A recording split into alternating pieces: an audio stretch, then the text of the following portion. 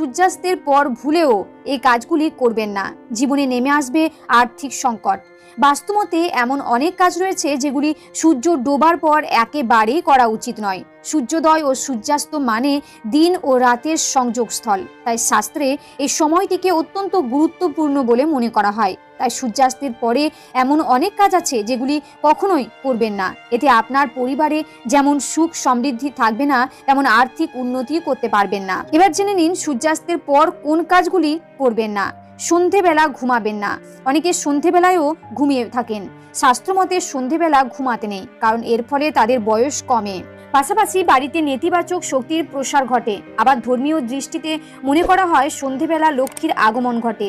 এ সময় পরিবারের সদস্যদের ঘুমাতে দেখলে দেবী রুষ্ট হয়ে চলে যান।